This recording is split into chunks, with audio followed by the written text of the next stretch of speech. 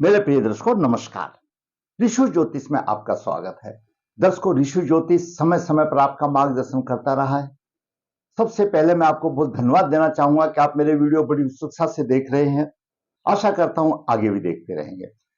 जैसा कि आपको मालूम है, मैं वास्तविक कुंडली पर वीडियो बनाता हूं। वे कुंडलियां जो मैंने देखी हैं, जिनके जन्म अक्षर मैंने देखे हैं या कुंडली बनाई है, या आप लोगों की जो प्रॉब्लम है, जो आप लोगों की परेशानियां किसी ना किसी तरह से मेरे पास पहुंची है, मैं उन्हीं का विश्लेषण करके जिसकी कुंडली है उसका भी मार्गदर्शन करता हूं, और उसके सहारे बाकी जो मेरे दर्शक हैं उनका भी मार्गदर्शन हो जाता है। क्यों? कहीं ना कहीं समस्याएं तो हर एक के कुंडली में होती हैं। आज हम एक ऐसे पुरुष की कुंडली पर विचार कर रहे हैं जिसकी की आयु, यानी ये समझ लो करीब 56-57 वर्ष की आयु है, और वह व्यवसाय से और अपने दांपत्य जीवन से परेशान है। तो विचार करेंगे उसकी कुंडली क्या कहती है। हम सिर्फ दो ही पहलुओं पर विचार करेंगे, व्यवसाय और दांपत्य जीवन, साधारण तौर पर। दोस्तों, ये आपका कोई भी लगन हो सकता है, यहां पर कोई भी लगन हो सकता है। दांपत्य जीवन के दो भाव मुख्य हैं, सप्तम भाव और द्वादश भाव। सप्तम भाव में जीवन साथी का होना और द्वादश भाव में उससे सहवास सुख की प्राप्ति होती है, यानी सप्तम भाव और द्वादश भाव। और व्यवसाय के लिए सप्तम भाव बेरोजगार का भाव है, और दसम भाव सम्मान प्राप्ति का भाव है। व्यवसाय में सम्मान प्राप्ति का भाव है, क्योंकि दसम से दसम सप्तम स्थान पर है। जहां व्यवसाय की बात करते हैं तो हमको सप्तम भाव भी देखना चाहिए, दसम भाव भी देखना चाहिए। इस तरह से हमको देखना चाहिए। व्यवसाय संबंधित परेशानी, दसम भाव पर अशुभ प्रभाव हो, दसम भाव पर अशुभ प्रभाव हो, और इस दसम भाव का स्वामी दशमेश वो निर्बल अवस्था में हो, या पाप ग्रहों के प्रभाव हो, या अशुभ स्थान पर हो, जो भी जैसी भी जिसकी कुंडली में हो, तो अगर ऐसा होगा तो व्यवसाय में सम्मान नहीं मिलेगा, व्यवसाय की वृद्धि नहीं होगी, प्रगति नहीं होगी, किसी भी तरह से आप समझ लीजिए। यानी दसम भाव पर अशुभ प्रभाव हो और दसम भाव का स्वामी की भी अशुभ स्थिति हो, मृत अवस्था में हो या गलत जगह पर हो, जो भी हो। दूसरा सप्तम भाव, सप्तम भाव पर अशुभ प्रभाव हो, और सप्तम भाव की स्थिति या सप्तम भाव का स्वामी पाप ग्रह से पीड़ित हो, तो दाम्पत्य जीवन नरक तुल्य बन सकता है। इस कुंडली में एक शुभ योग है, वो आपकी में भी हो सकता है। चंद्रमा किसी भी स्थान पर हो, अगर शुभ स्थिति में हो चंद्रमा, और उससे नवम स्थान पर गुरु हो, चंद्रमा कहीं पर भी हो, मान लिया यहां पर चंद्रमा है तो ये नवम स्थान हो गया, यहां पर चंद्रमा है तो ये चंद्रमा से नवम स्थान, चंद्रमा की स्थिति से नवम स्थान पर गुरु हो, तो ऐसा जातक धर्मात्मा होता है, धनवान भी होता है, और सुमार्गामी होता है, अच्छे रास्ते पर चलने वाला होता है, और गुरुदेव और भगवान का आस्तिक होता है, उनकी सेवा करने वाला होता है। मतलब उनकी साधारण तौर पर ये देखो तो ऐसा जातक एक सज्जन पुरुष होता है। इन्हीं बिंदुओं पर हम विचार करेंगे कि पुरुष जातक की कुंडली क्या कहती है। दर्शकों, जातक का जन्म 18 जुलाई 1967 67 शुक्ल पक्ष 12 ज्येष्ठा चरण 2 में हुआ मंगलवार था। ज्येष्ठा चरण 2 गणमूल नक्षत्र है, छोटे भाई के लिए अशुभ माना जाता है। जन्म के समय पर वृश्चिक लगन हुआ, वृश्चिक लगन के उदय 18 डिग्री विराजमान है, वहीं चंद्रमा नीच राशि में 20 डिग्री लेकर के विराजमान है। पंचम भाव में शनि मीन राशि में 19 डिग्री लेकर विराजमान है, छठे भाव में मेष राशि में राहु 9 डिग्री लेकर विराजमान है, अष्टम भाव में बुध अपनी राशि में 19 डिग्री लेकर विराजमान है, नवम भाव में कर्क राशि में सूर्य 1 डिग्री 41 मिनट लेकर के विराजमान है, वहीं पर गुरु उच्च राशि में 17 डिग्री 27 मिनट लेकर के विराजमान है, दसम भाव में शुक्र 13 डिग्री लेकर के विराजमान है, और द्वादश भाव में केतु 9 डिग्री और मंगल 5 डिग्री लेकर के विराजमान है। मैंने इस कुंडली का बहुत ही गहन अध्ययन किया, क्योंकि मैं इस जातक को व्यक्तिगत रूप से जानता हूं। वह मेरे पास काफी साल पहले भी आया था और मेरे साथ जुड़ा हुआ है। उसकी स्थिति में जानता हूं कि भाई देखा जाए क्या निचोड़ निकलता है, ये जातक इतना परेशान है। इसलिए मैंने ग्रहों के साथ उसकी नक्षत्र की स्थिति भी ली। दर्शकों, जातक का जन्म वृश्चिक लगन में हुआ। साधारण तौर पर ऐसा कहा जाता है कि वृश्चिक लगन के स्वामी मंगल देव है, मंगल सेनापति है, और जरूरी बात है सेनापति उग्र स्वभाव के होते हैं। लेकिन ग्रह विशेष के अनुसार से कोई ऐसा जरूरी नहीं है कि सभी उग्र स्वभाव से हो। आप आगे देखेंगे तो इस जातक का स्वभाव बहुत ही कोमल और निर्मल स्वभाव है। वो एक अलग बात है कि कालपुरुष की कुंडली है और इसको प्रबल पितृदोष माना गया है, वो एक अलग चीज है। क्यों? लग्न इसकी मूल त्रिकोण राशि छठे भाव में पड़ती है। वृश्चिक लगन के स्वामी मंगल है, कालपुरुष का अष्टम राशि है लग्नेश, मूल त्रिकोण राशि छठे भाव में आ जाती है, प्रबल पितृदोष माना जाता है। लगन का स्वामी मंगल द्वादश भाव में चला गया, लगन दोष हो गया और प्रबल पितृदोष हो गया, और वो भी केतु के साथ आ गया। केतु के साथ आ गया और समस्या वाली बात हो गई। लग्नेश की स्थिति द्वादश भाव में अच्छी नहीं मानी जाती है, प्राक्रमी होता है। शत्रु मंगल यहां से चतुर्थ दृष्टि से प्राक्रम भाव को देख रहा है, प्राक्रमी भी होगा। छठम दृष्टि से शत्रु पर भी कंट्रोल करने वाला होगा, परंतु अष्टम दृष्टि से सप्तम भाव को देख रहा है। यहां पर स्वयं मंगल अपने सप्तम भाव को बिगाड़ देता है। इसके साथ साथ केतु और मंगल की है, प्रभावी ज्यादा हो गया। केतु के भी गुण मंगल साथ में कैरी करता है और केतु का भी प्रभाव इसमें आ जाता है। केतु का भी प्रभाव आ जाता है क्योंकि ग्रहों की युति है केतु मंगल की, उसका भी प्रभाव यहां पर आ जाता है। सप्तम भाव में इनका अशुभ प्रभाव हो जाता है। अब बात करते हैं सूर्य की। दर्शकों, सूर्य दसम भाव का स्वामी है और दसम भाव शीर्ष है। सूर्य आत्मा का कारक, पिता का कारक, प्रशासन का कारक, राजसत्ता का कारक, और ग्रहों में सूर्य राजा है। दसम भाव का स्वामी नवम में चला गया, केंद्र का स्वामी त्रिकोण में चला गया, अपने आप में राजयोग हो जाता है। दसम भाव का स्वामी त्रिकोण में चला गया, नवम भाव में चला गया, अपने आप में राजयोग हो जाता है।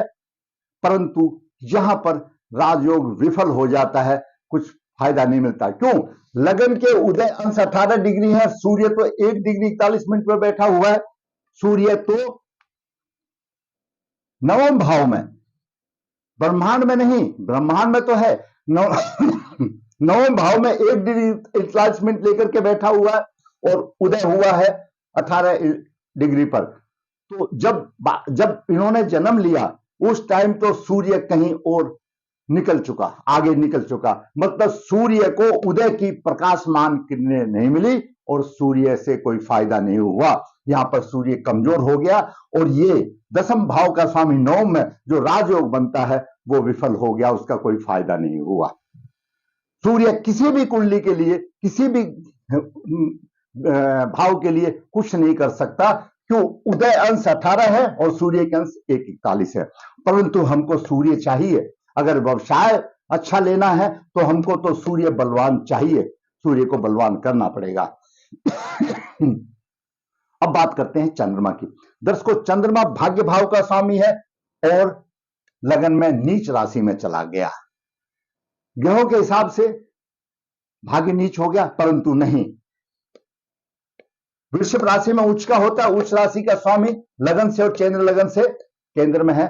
चंद्रमा का उच्च भली भांति नीचत्व भली भांति भंग हो रहा है। आगे और भी देखेंगे, इसको शुभ प्रभाव भी मिल रहा है। फिलहाल तो इतना ही है, इसका नीचत्व भंग हो गया।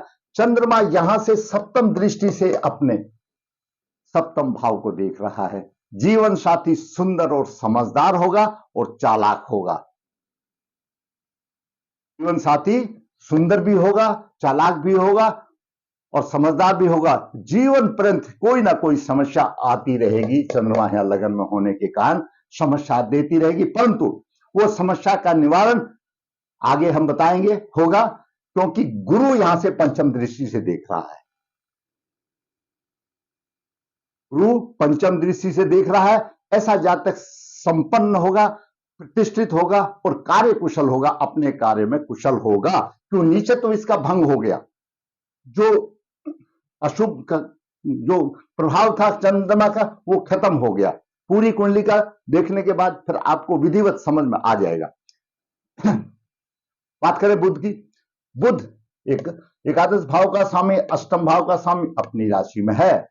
जातक को गूढ़ ज्ञान भी होगा, ज्ञानी भी होगा, आर्थिक स्थिति कमजोर होगी क्यों अष्टम भाव में आ गया, और भटकने वाला होगा। यह जातक भटकता रहेगा, धन और कुटुंब का इसको सुख नहीं मिलेगा, क्योंकि सप्तम दृष्टि से देख रहा है, धनु राशि को देख रहा है, शत्रु राशि है, भटकने वाला होगा। और आमदनी की स्थिति कमजोर होगी कि आमदनी का भाव का स्वामी खड्डे में गिर गया, अष्टम आ गया। अब बात करते हैं गुरु की। वृश्चिक लगन के लिए गुरु बहुत ही प्रबल कारक माना जाता है, क्योंकि एक राशि गुरु की धन भाव में है, दूसरी पंचम भाव में और स्वयं उच्च राशि में बैठ गया। गुरु का साधारण तौर पे यह है भाग्य की वृद्धि होगी, क्यों? भाग्य भाव में बैठा है और 17 डिग्री लेकर के बैठा हुआ उदयन से गुरु को पूर्ण रूप से उसकी उदित क्रिया मिल रही है। गुरु की पंचम दृष्टि लगन पर पड़ रही है, और पंचम दृष्टि लगन पर ऐसी पड़ रही है अब जातक को धर्मात्मा, धनवान, सुमार्गामी, अच्छे उस पर चलने वाला बना रहा है।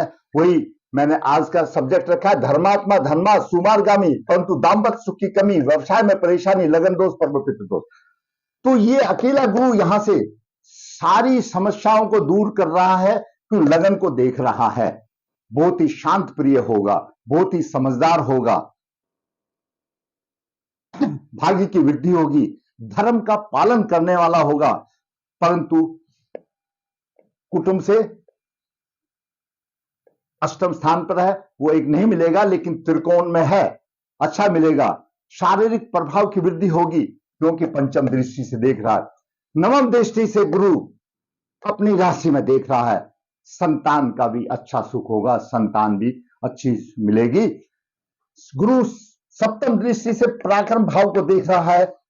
इस जातक में पराक्रम नाम की कोई चीज नहीं होगी। मंगल यहां पीड़ित है, देख रहा है, यहां तो दे रहा है, लेकिन गुरु ये नीरस होकर बैठ जाएगा और सिर्फ भाग्य के भरोसे पर ही बैठ जाएगा। ये साहस नाम की चीज नहीं होगी, छोड़ो भगवान ने जो लिखा है वो होगा, ऐसा करके बैठ जाएगा। क्यों? पराक्रम नहीं होगा। गुरु यहां से मीन राशि में शनि है, शनि को देख रहा है, राजा तुल्य बनाती है। चंद्रमा वृश्चिक राशि में, वृश्चिक राशि में चंद्रमा को भी देख रहा है। स्त्री को छोड़ करके बाकी धन की अच्छी समस्या रहेगी, क्योंकि चंद्रमा यहां से स्त्री भाव को देख रहा है, अच्छी रहेगी। अब बात करते हैं शुक्र की। दर्शकों, इस कुंडली में शुक्र और राहु ने तहलका मचा दिया है। शुक्र और राहु ने तहलका मचा दिया है। वृश्चिक लगन है, शुक्र की मूल त्रिकोण राशि द्वादश भाव में है और दूसरी वृषभ राशि सप्तम भाव में है, और सप्तम भाव का स्वामी शुक्र दसम भाव में आ गया। आप ये नोट कर लो, चाहे किसी भी कुंडली हो, जो सप्तम भाव में जो राशि है, अगर उसका स्वामी दसम भाव में होगा तो उसका जीवन साथी बिल्कुल नहीं सुनेगा, चाहे वह स्त्री हो या पुरुष हो, बिल्कुल नहीं सुनेगा। पहली बात, चाहे किसी की भी कुंडली हो, सप्तमेश की सप्तम भाव दसम भाव में स्थिति अच्छी नहीं मानी जाती, और शुक्र की तो बिल्कुल अच्छी नहीं मानी जाती। दसम भाव में स्थिति अच्छी नहीं मानी जाती, वो हम बताएंगे आगे क्यों नहीं मानी जाती। तो ऐसा जातक का, अगर ये तो पुरुष जातक की है, अगर स्त्री जातक भी हो तो कोई भी होने तो जीवन साथी उसकी बिल्कुल नहीं सुनेगा, सुनता ही नहीं। तुम कुछ भी करते रहो, सुनता ही नहीं, बिल्कुल नहीं सुनेगा। व्यवसाय में कठिनाई आएगी तो शत्रु राशि में है। सिंह राशि शुक्र की शत्रु राशि है, व्यवसाय में कठिनाई आएगी। दाम्पत्य सुख में कमी मैंने बता दी कि बिल्कुल नहीं सुनेगा, सुनता ही नहीं। माता का सहयोग थोड़ा सा मिलेगा मिलेगा। शुक्र यहां पर राहु के प्रभाव में है और राहु की दृष्टि भी दसम भाव पर अशुभ है, तो शत्रु की राशि है। राहु का यहां होना और शुक्र का यहां होना, चाहे कोई भी कुंडली हो, किसी की भी कुंडली हो, इस कुंडली से मतलब नहीं। कोई भी लगन की कुंडली हो, अगर दसम भाव में शुक्र की इसलिए स्थिति अच्छी नहीं मानी जाती, अगर जहां शुक्र पाप ग्रह से प्रभाव होगा तो ऐसा जातक का दांपत्य जीवन बिगड़ जाता है। उसके बिगड़ने के कई प्रभाव सामने आते हैं। दो विवाह भी हो सकते हैं। अगर दसम भाव में शुक्र राहु और शनि से प्रभावित है, अशुभ पीड़ित है, तो दो विवाह भी करवा सकता है। और अगर शुक्र पीड़ित है, दो विवाह नहीं होंगे तो उसका दांपत्य जीवन खराब कर सकता है।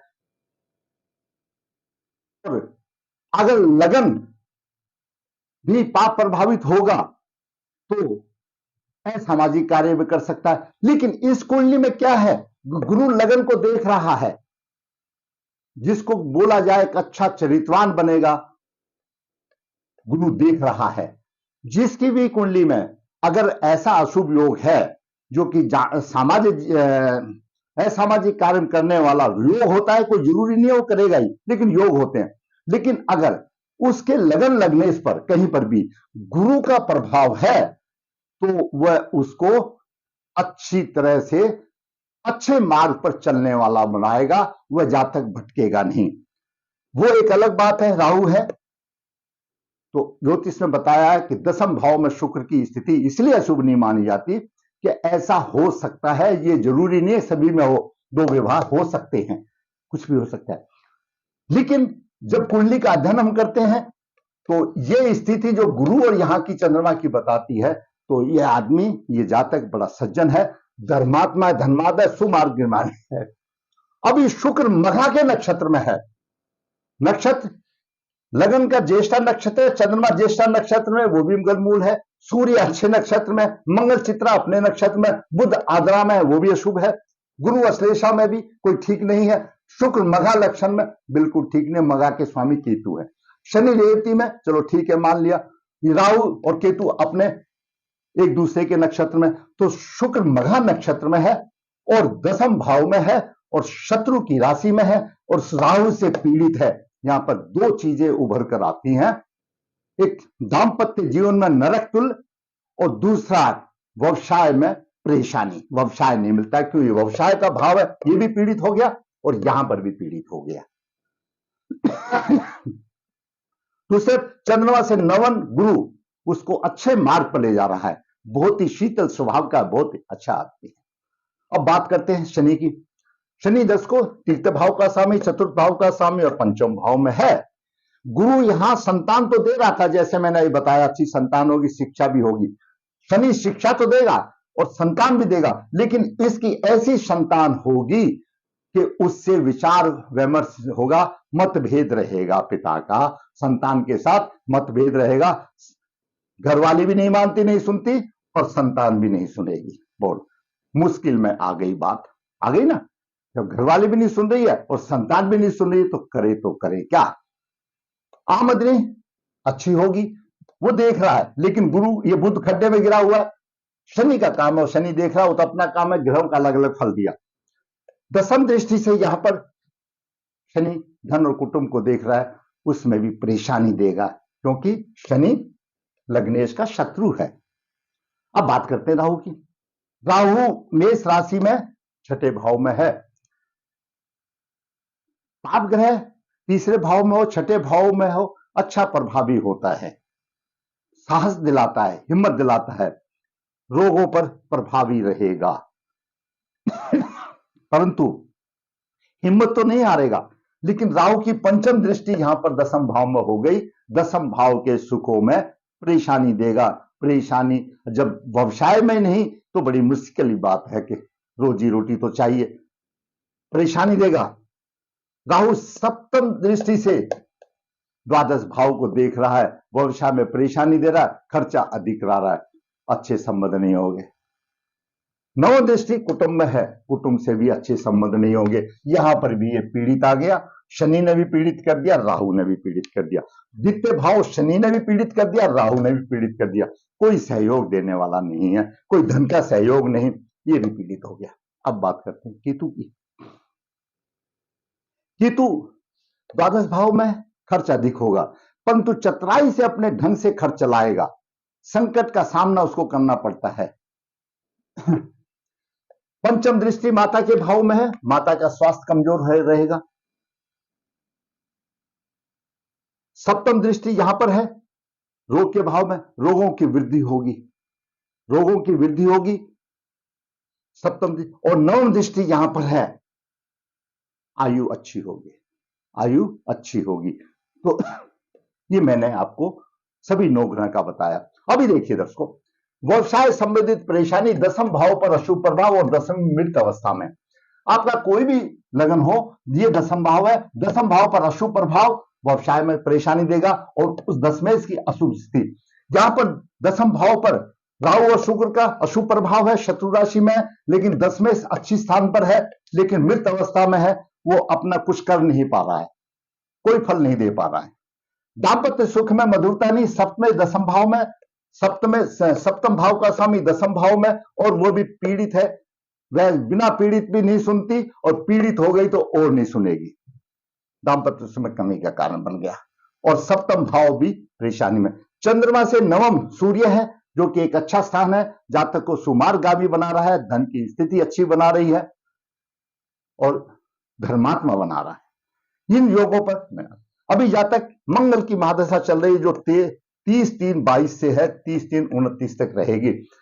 जातक का लग्नेश मंगल खुद केतु से द्वादश भाव में पीड़ित है। अभी बात देखिए, मैंने बताया था आपको, ये सप्तम भाव है, ये सहवास का भाव है। यहां पर मंगल सहवास में परेशानी दे रहा है, उधर से केतु भी आ गया, यानी जातक को सहवास सुख भी नहीं मिल रहा और खर्चा हो रहा है। और मंगल वह खुद है, खुद पीड़ित है केतु से, ये समस्या आ रही है। अभी उपाय की सोचते हैं क्या है दर्शकों। लगन दोष हो गया, पर्वत पितृ दोष हो गया, नारायण बलि श्राद्ध तो उसको करना चाहिए। उसके बाद मंगल केतु से पीड़ित है, गुरु बलवान अवस्था में है, और सूर्य दसम भाव का स्वामी है, और चंद्रमा बलवान अवस्था में नीचत भंग हो रहा है। लेकिन इस कुंडली में लग्नेश का रत्न अवश्य धारण करना पड़ेगा, गले में धारण करना पड़ेगा पेंडल बना करके, ताकि यहां पर मंगल हो जाए और रोचक योग बनाएगा। गले का धारण करना पड़ेगा। उसके बाद गुरु ना भी धारण करो तो ठीक है, कोई समस्या वाली बात नहीं है, क्योंकि पंचम भाव का स्वामी बलवान स्थिति में, मंगल के साथ चंद्रमा भी यहां पर धारण करना पड़ेगा, लक्ष्मी योग हो जाएगा। दूसरा, व्यवसाय चाहिए, सूर्य का भी रत्न धारण करना पड़ेगा। या तो इस तरह से किया जा सकता है, या भागवती लॉकेट मंगल का, गुरु का, चंद्रमा का गले में धारण करे और उंगली में सूर्य का रत्न धारण करे। अगर व्यवसाय चाहिए तो सूर्य को धारण करना पड़ेगा। सूर्य कोई पीड़ित नहीं है। अब मैं ये कहूं भाई जल दो, जो पीड़ित होता है उसके लिए है, ये तो अंशों में बलवान है, उसको यहां ले आओ तो दसम भाव का स्वामी लगन में हो जाएगा, अच्छा व्यवसाय होगा। आप करके तो देखो, आपको जरूर फायदा मिलेगा। लेकिन ये रत्न धारण करो, केतु मंगल की शांति कराओ, शुक्र राहु का भूखंड का इसका निवारण कराओ, और आगे अच्छी की भावना को सोचो, भगवान जरूर फल देंगे। दर्शकों, ये 67 का जन्मा जातक आज इस हालत में है, ना इसकी पत्नी बात करती है, ना लड़का बात करता है, और फिर व्यवसाय भी बात नहीं करता, तो करे क्या। बात ही नहीं करने वाली बात है जो व्यवसाय नहीं मिल रहा। ये उपाय इसको करने चाहिए जातक को, और मैं कहता हूं उसको जरूर कुछ ना कुछ फायदा देगा। जितना उपाय करेगा तो पिछले जन्म के कर्म कट सकते हैं, नहीं तो जब तक भोगना है तो भोगेगा। उपाय भी तभी होंगे जब ऊपर से परमात्मा बोलेगा, जब पूरे कर्म हो जाएंगे तभी होंगे। वो भी विधाता भी तेज है, ऐसा नहीं है हमने रतन पहना दिया होगा। जब तक प्राश्चित नहीं करेगा पूरे जन्म का कर्मों का, क्यों पूरे जन्म के कर्मों के आधार पर स्थिति आए, जब तक कितना भी रत्न दान कर लो कोई फायदा नहीं मिलेगा। दर्शकों, मैंने आज एक सज्जन पुरुष की कुंडली का आपके सामने विश्लेषण किया, ग्रह का योग बताया, सारे शुभ अशुभताएं बताए। अगर आपको मेरा वीडियो अच्छा लगा है तो मैं कहूंगा आप लाइक करें, शेयर करें। दर्शकों, मैं हमेशा बताता हूं, ऋषि ज्योतिष यहां पर नर्मदा जी के तट पर है, नर्मदेहाट। यहां पर काल सदोष पितृदोष की पूजा की जाती है। जो इच्छुक है संपर्क कर सकता है। ऋषि ज्योतिष हाथ से पत्रिका लिखता है, जो लिखाना चाहे लिख सकता है। ऋषि ज्योतिष कन्या भाव के लिए गुणमिलान वन स्टॉप करके आपकी राह आसान करता है। जरूरत आपको फायदा उठाने की। आपको मेरा ये वीडियो अच्छा लगा, जरूर लाइक करो, शेयर करो। बहुत ही ज्ञानवर्धक वीडियो है मेरी तरफ से, लेकिन आपका कमेंट्स आएगा जब मुझे पता लगेगा अब भाई आपका भी कुछ ज्ञानवर्धक हुआ नहीं। आप लिखिए कमेंट्स में, जैसा भी आता है लिखिए, हिंदी लिखिए, अंग्रेजी लिखिए, सब में टूटी फूट से, पंजाबी सीखिए, बंगाली लिखिए, कुछ बात नहीं, आप लिखिए। ऋषि ज्योतिष आपके प्रश्नों का जवाब कुंडली के माध्यम से देता है, ताकि बाकी सबका भी मार्गदर्शन हो जाए। आपको अच्छा लगा तो लाइक करें, शेयर करें। जिसने मेरा चैनल सब्सक्राइब नहीं किया, मैं कहूंगा सब्सक्राइब करें, ताकि मेरा भी मनोबल ऊंचा हो और इसी प्रकार मैं वास्तविक कुंडलियां बना करके आपका मार्गदर्शन करता रहूं। धन्यवाद।